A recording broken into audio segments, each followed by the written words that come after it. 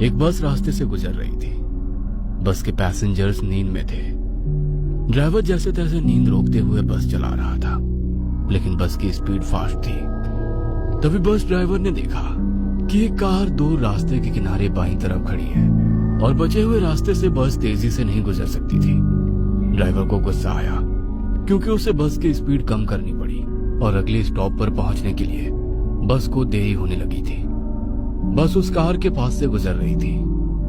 Driver को लग रहा था कि वो चिल्लाकर कार ड्राइवर को गाली दे, क्योंकि उसने कार किनारे से थोड़ी दूर रास्ते पर लगाई थी। लेकिन फिर भी जोर से हॉर्न मारकर मन ही मन गाली देते हुए ड्राइवर बस आगे ले आया। ड्राइवर तेजी से बस चलाने लगा। कुछ आधे घंटे बाद बस जंगल के रास्ते तक पहुंची। तभी ड्राइवर ने देखा कि एक आदमी रास्ते के बीचों बीच से भाग रहा है। उसकी पीठ पर एक बैग थी। ड्राइवर जोर जोर से हॉर्न मारने लगा ताकि वो आदमी रास्ते के बाजू हट जाए, लेकिन हॉर्न की आवाज सुन वो रुक गया और पलटकर बस को रोकने के लिए चिल्लाते हुए दोनों हाथ उठाकर हिलाने लगा। ड्राइवर को लगा कि वो आदमी मुसीबत में होगा, इसलिए उसने बस रोक दी। बस रोकते ही कंडक्टर ने बस का दरवाजा खोल दिया। वो आदमी हांफते हुए बस में चढ़ गया और चिल्लाते हुए बोला, जल्दी बस भगाओ, भगाओ वरना वो आ जाएगी।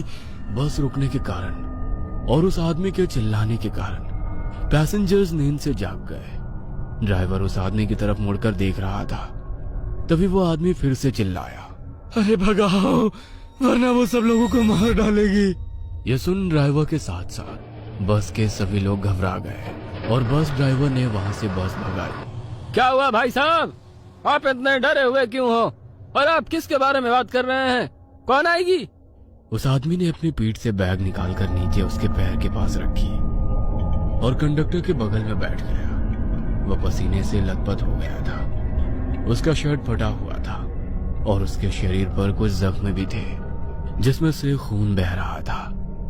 पैसेंजर्स उसे घूर रहे थे। कुछ लोग घबरा भी गए थे कि यह आदमी आखिर है कौन। आप कौन हो भाई, और ऐसे क्यों भाग रहे हो और किससे भाग रहे हो? वैसे उस आदमी ने बताना शुरू कर दिया, मैं सत्या हूँ। मैं पीछे वाले कलहरी गांव के रेलवे स्टेशन पर चौकीदार का काम करता हूँ। मेरा कुछ 5-6 दिन पहले कलहरी रेलवे स्टेशन पर ड्यूटी लगा था।